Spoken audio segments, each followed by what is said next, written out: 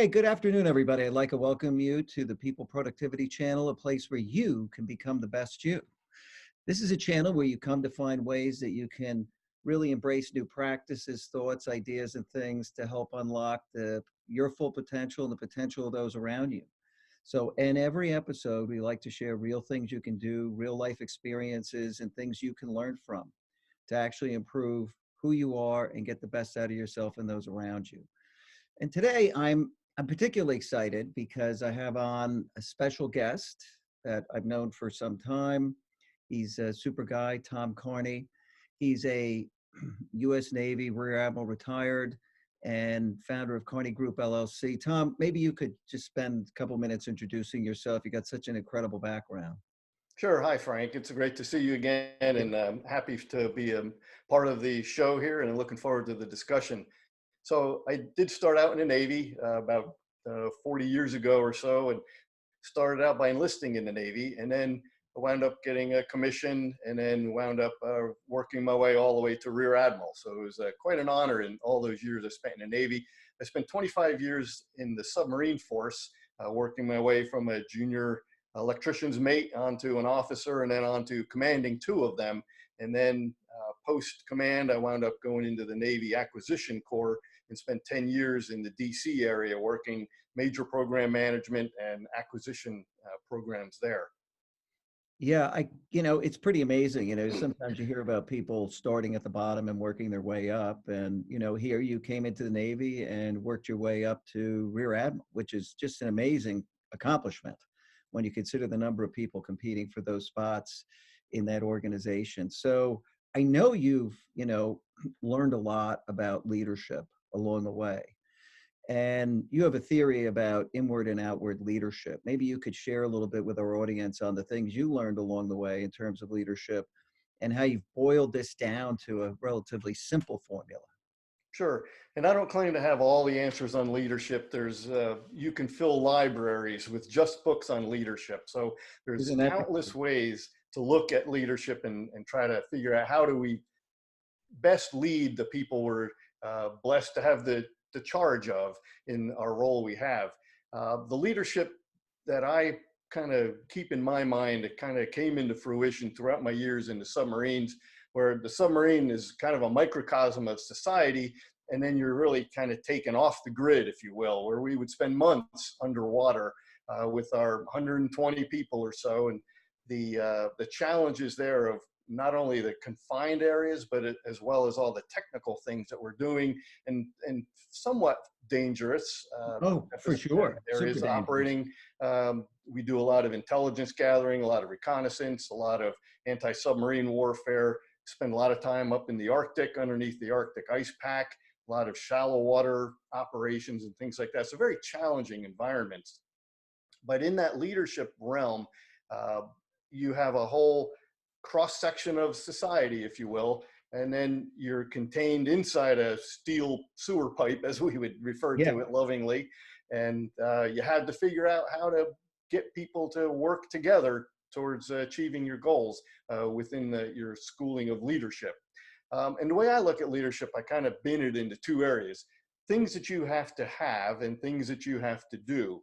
And the first thing is the two things that I would say that a leader has to do is set the culture for the organization and remove obstacles in the way of your people doing their work.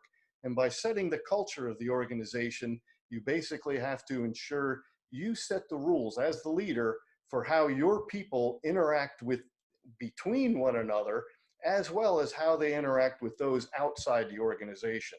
So Very those two important. areas, it is. And that's the number one thing. And as I didn't mention earlier, but I retired 3 years ago from the Navy, and I'm out as a consultant for a variety of defense industries, about a dozen different companies that I work with. And all those CEOs and presidents of those companies that are, some are Fortune 500 companies, others are startups and small consulting companies themselves, as well Mhm. as mid-tier manufacturing. But whenever I talk to those senior leadership in the C-suite and others, their number one issue is culture. How do I make sure that the culture of the organization that I'm running stays on the right tracks? So I think establishing the culture and then removing obstacles in the way of doing their job. The people have to have the right training. They have to have the right tools. They have to have the right software. They have to have the right HR processes. Those Sure. things can significantly impact a person's work effort within the organization. So as a leader, you need to really stay cognizant of those things. Super, super That's important. And, the technical skills become ever more important when you're in a dangerous environment like you are way down under the water. I know you had some close calls over time, and as a leader, the team responded. Maybe you could share and something that happened on one of absolutely. your missions. Sure. So, yes, driving a nuclear submarine underwater greater than 800 feet, greater than 25 knots, it's 360-foot long, 30-foot diameter steel pipe powered by a nuclear reactor. There's a lot of things that can go wrong and a lot Oh, of you're not things that you kidding. have to make sure that they go right. The submarine force has a tremendous history of doing things right because of the way we train and the way we have our ensure the technical competence of our organizations. The safety record is amazing, with, I think the last the US sub that went down was in the 60s, right? I mean, It it's a was, yep. very, very long time, an incredible track record. And to think, you've got nuclear reactor on board this 350-foot vessel with a group of people running around to maintain that safety record's amazing. So Yep. what kind of things did happen actually that you had Well, to I react? was when I was in command of a submarine, my task, I have the record of the fastest crossing of the Arctic in a naval vessel. We have sent many submarines up to the Arctic over the many years, but I was the first one that was tasked to deploy straight to the Western Pacific from Groton, Connecticut, I via had the no Arctic. idea you were a record holder crossing under the Arctic. I That's am, amazing. yep. I can't tell you the exact dates or the Yeah. time because that would be classified because my speed would be able to be determined of how Mhm. I did that. But as I said, we've had plenty of submarines operate in the Arctic for many, many years.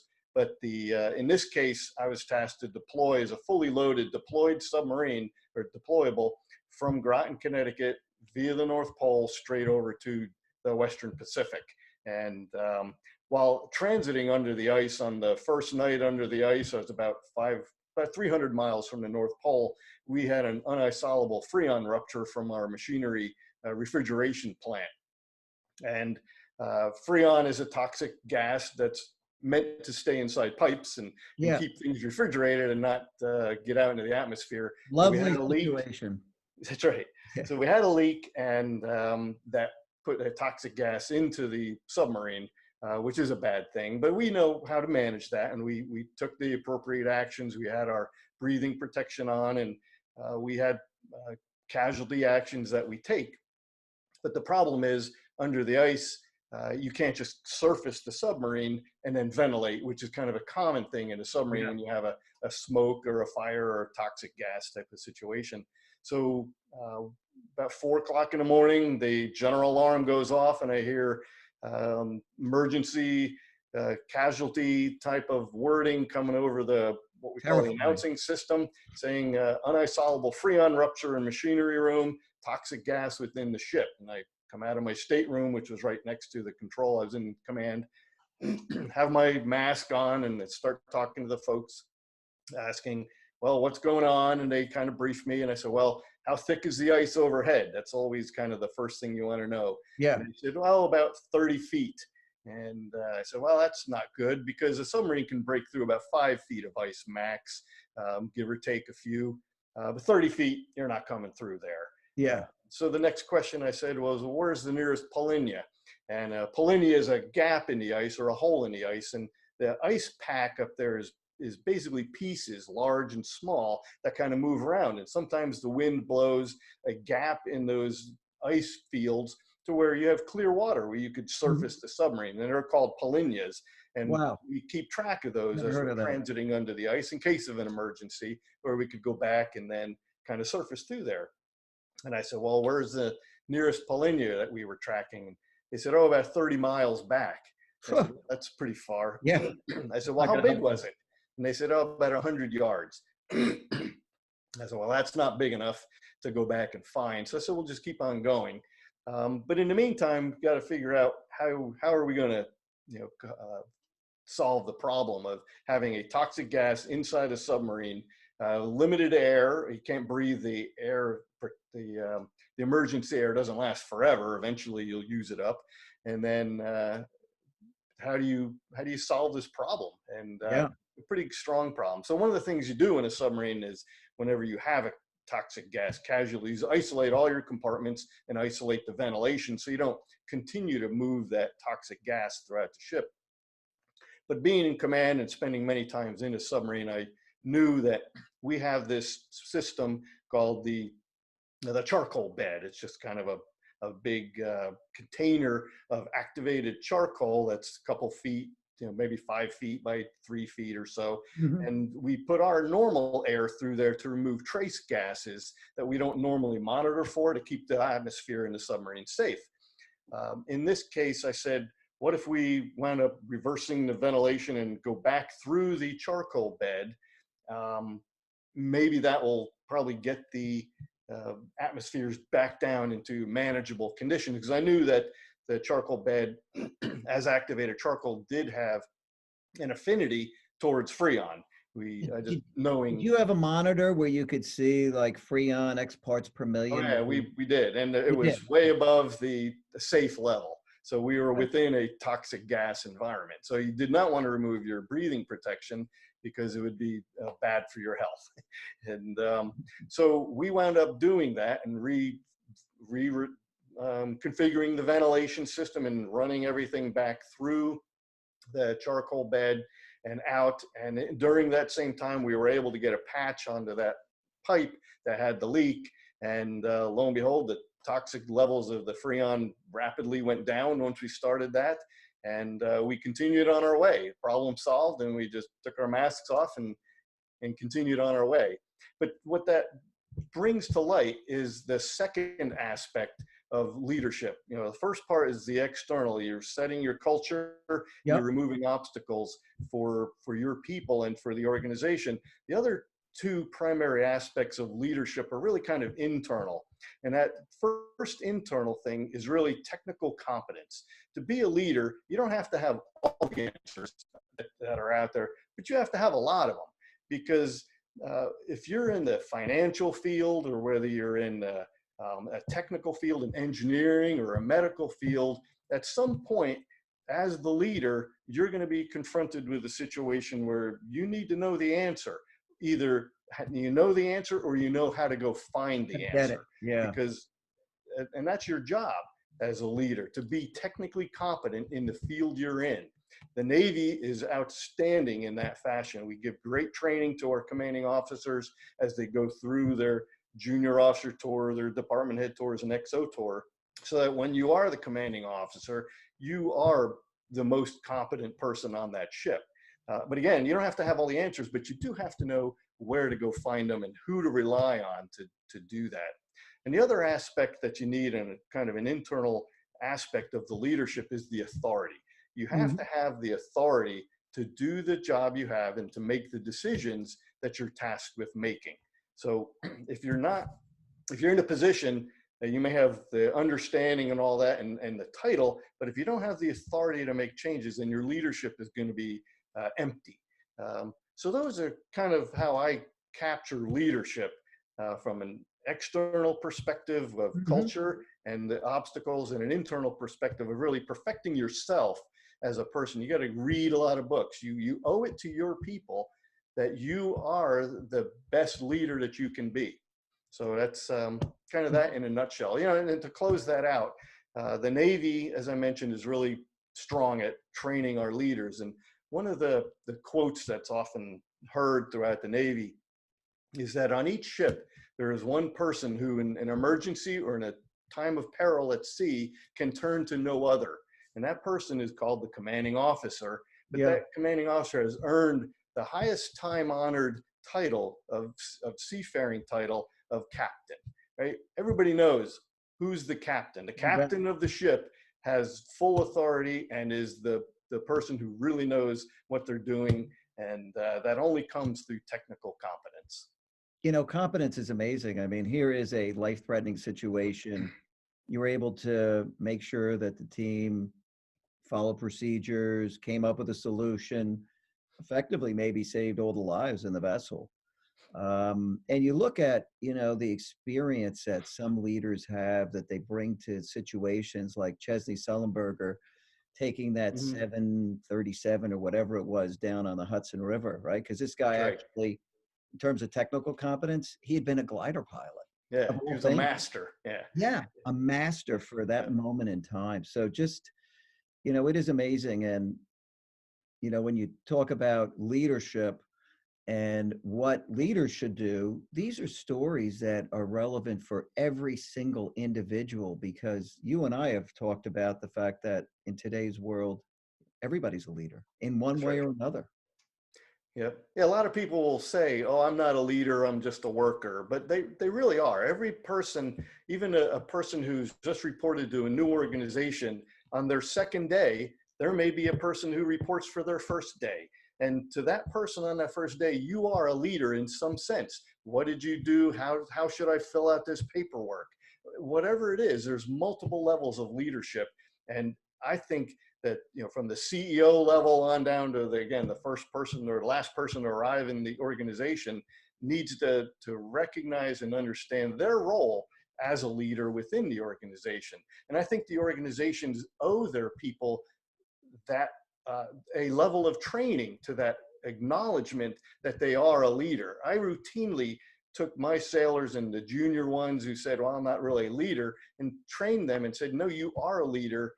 And because sometimes it'll be a situation where they become the most senior person in the casualty or in a situation that they have to take a Mhm. leading role. So I have found oftentimes that when people are placed into a leadership position, either again during a casualty or in a certain situation or in the absence of the incumbent leader that's there and somebody steps up to the plate, I have constantly been amazed on how well people do when they step into that position once they recognize they're the leader. A lot of times people and organizations will have failures in a situation, and I think a lot of times it's because the person who was in charge was never told, "Hey, you're in charge," from their leadership. "I really need you to step up to the plate and do this. I'm here to help you do what you need, but you're in charge. You're the leader." And oftentimes when you do that, the whole situation will be a whole lot better managed. And that's what I've found throughout my many years in the Navy. Yeah, and you know, the whole notion of just empowerment where anybody can step up at any moment and be that leader in that situation. When you had that freon gas leak, was there a particular technician who had to step up on that moment?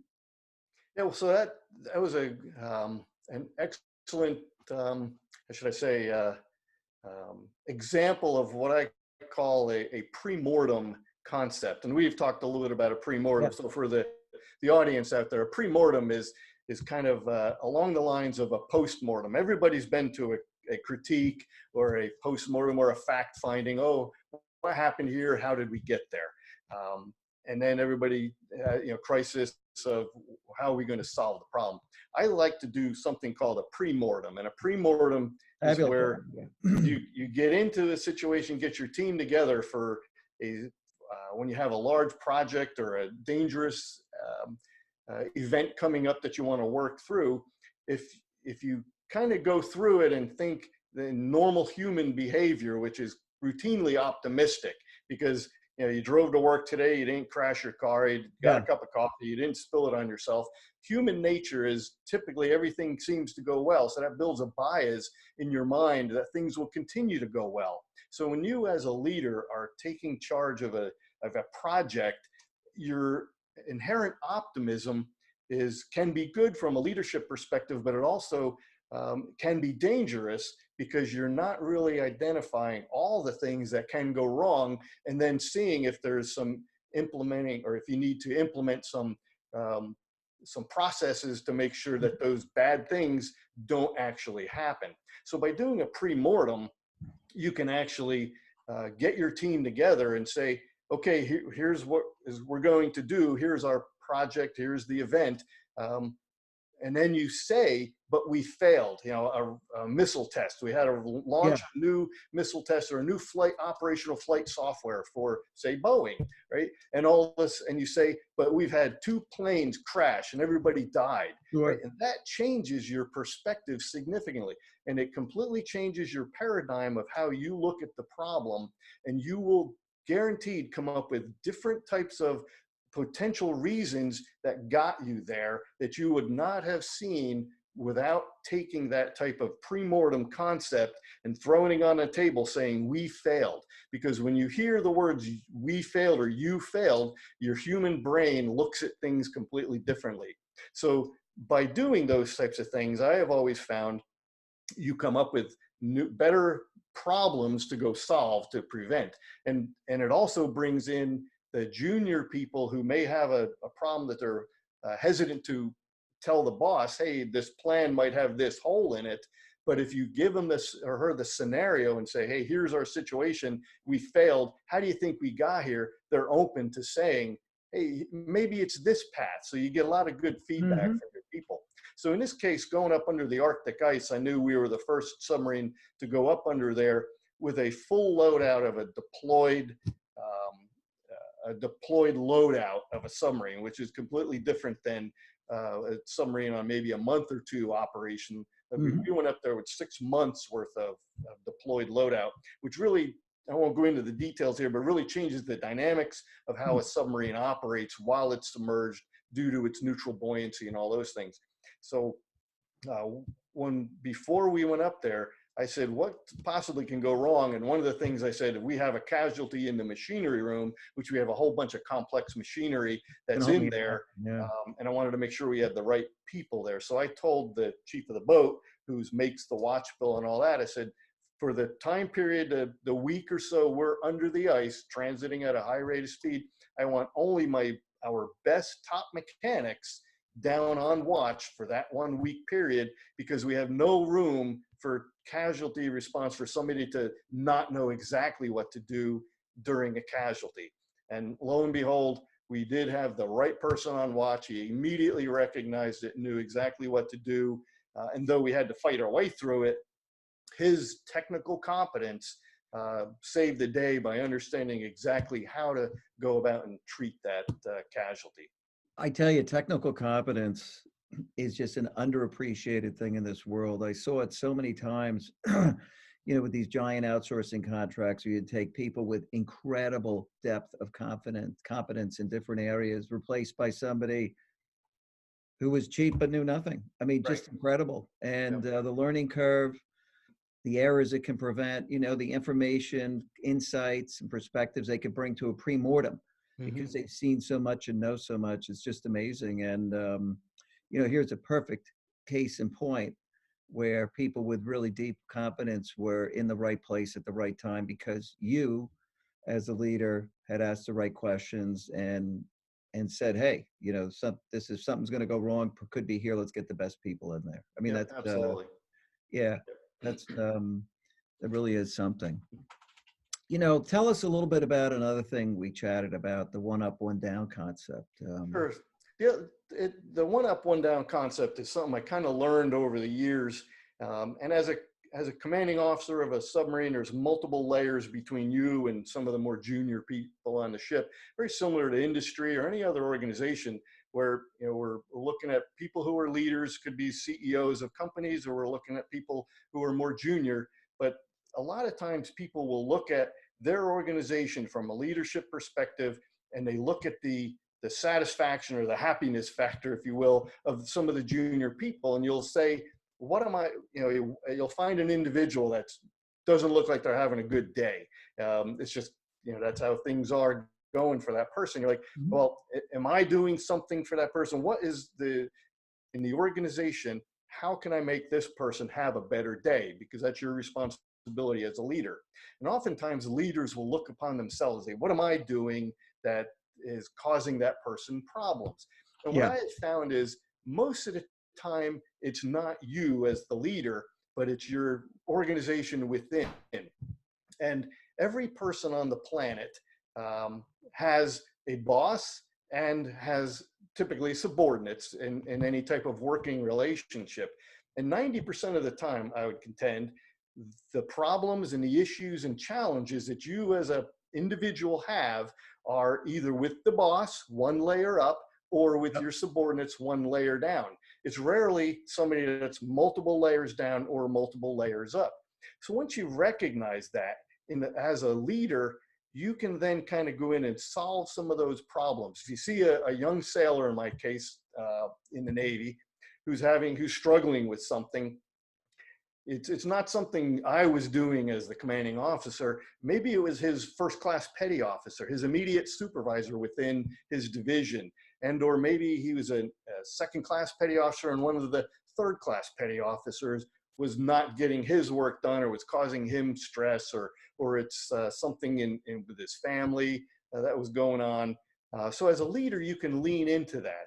And the key to me was, as a leader, recognizing that the bulk of people's lives revolve around that one up and one down layer, then you can start implementing and laying in solutions to ensure, not to make everybody's life perfect, but to ensure that the communications are available and open, and that the culture exists so that you find out whether that senior person over that individual has the right attitude culturally to what you expect as a commanding officer or as a leader of the organization, and or that the junior people understand what's expected of the organization, so that the leader's not pulling their hair out all the time because the junior people aren't getting trained on what the cultural aspects are, or the requirements are of your Mhm. organization. Yeah, and I think that's a great perspective, to circumscribe this area of responsibility to one up, one down, and where problems are most likely to occur if an individual is having one. Yeah. Um, Really quite something. So, when you look at all your years in the Navy, there's so many amazing things that you really did do. Just even navigating out of Groton, Connecticut in those gigantic subs can be quite challenging, right? So here's Oh another yeah. area where people have to pay attention, go slow, have real technical competence. You were telling me it's, even just a little room going under one of those bridges, right? You can clear it by Yeah, just or eh, something. getting out of Groton's tough because there's a bridge on I-95 right next to it, and between Groton and New Oh boy. London, there's a train bridge. There's plenty of room underneath I-95, so that's never an issue. That's the one I Um, was thinking of. Yeah. yeah, so there's a train bridge that Amtrak and freight trains go on, and if the train bridge is down, um, you have to lower all your masts and antennas, and you have about maybe 6 feet or so above the submarine to the bridge. And so that's a problem in and of itself. So you have to be ready for and lower all your masts and antennas, as we call it on a submarine, Yeah. including the periscope, which is your backup navigation thing. As the commanding officer, you're up on the bridge, but you have a whole team of people navigating the submarine using the periscope, taking bearings and laying them out on a chart, Yeah. reporting to the commanding officer exactly where you are within the channel, right of channel, left of channel, all the standard navigational things there. But when you lower that, you lose all of that because those folks can no longer see out the submarine. So that really kind of puts that technical competence again on the commanding Yeah. officer as the only one up there. And there's a pilot that will come with us in those types of areas, and they bring extraordinarily technical competence as well. But the going under that bridge is always is always a good time. And the other part of that is it's not just narrow, or I mean low at the Yeah. top. It's also very narrow. You can basically um, spit to the other side of Wow. either side of the bridge. It's only a couple feet on either side that you're coming through. So But, these are very dangerous things to navigate. And then I guess coming up under the ice, you always see those famous pictures of submarines popping out from under the ice. Did you do that? yes, the coming under the ice is an extremely challenging operation because you can't have any forward momentum. It has to be all vertical, and you have to get it into the right level of buoyancy compensation, as we call it in the submarine force, to get an acceleration rate so that you don't hit the ice too hard, but you hit it hard enough to break through that ice. And that's really challenging. Sure. And I obviously, if it's done wrong, That could be very Yeah, risky. you could damage the submarine, and that would be a not Take on desirable. water? Pardon? Could you take on water in that case if you Probably damaged it not. enough? The submarine has very strong. We got a inch thick of HY80 or HY100 steel, which is a very high strength. 100 the steel can take 100,000 pounds per square inch. Oh my God. That's its strength. So Incredible. when you have a submarine that's 360 feet long, or for the folks listening in, to put things in perspective, we have two types of nuclear submarines in the U.S. Navy today: the fast attack submarines, which are smaller ones. They're kind of like fighter jets, and we have the SSBNs, which are larger ones, kind of like the bombers. They carry the intercontinental ballistic missiles. Yeah. But the SSBNs are 600 feet long and 45 feet in diameter, which is they're about uh, almost exactly the same size as the Washington Monument. So think That's of amazing. driving the Washington Monument down the river, and that's kind of your submarine Boy, if that you're gives on you an some perspective. SSBN. I mean, that's amazing, really, right? It is, yep. It's really phenomenal. Tom, it's always incredible to talk to you. I mean, the experience of leading people on dangerous missions under the water with a lot of danger itself, and being able to handle the challenges that come up, keep the crew together, make sure the culture is good. You really understood leadership and culture. I think it's such a great level of detail, and it's an absolute pleasure having you on the program. Thank you. Any parting thoughts for our guests before we wrap up here today? Sure. The final thing I would say is we talked a lot about leadership and how the leader has to have these certain qualities, or the way I bend it. Um, but the purpose of the leadership is to create a team, right? And because nobody can do it on their own, and the team is vital to accomplishing those missions. And the teams that we have in the Navy, we could have never done anything we do today without having the team, the command team of the executive officer, the department heads, and the senior enlisted personnel that we call the chief of the boat, or the command master chiefs, who then manage the chiefs and the divisions, the people there. The key for all of that leadership aspects is how strongly you can make your team, because you can only get things accomplished through the team, which would be a whole nother interview. And Whole nother in interview. summary, Well, that's right. there's no question we'll have you back. People are going to be fascinated by this interview. The whole notion of, being on a sub for the length of time, and, how incredibly complex these, submarines are in this day and age, the amount of training people have, the leadership, people in tight quarters for that period of time. You're talking a lot of people packed in, maintaining the morale, the attitude. Yeah, I mean, there's just so much to talk about here Yep.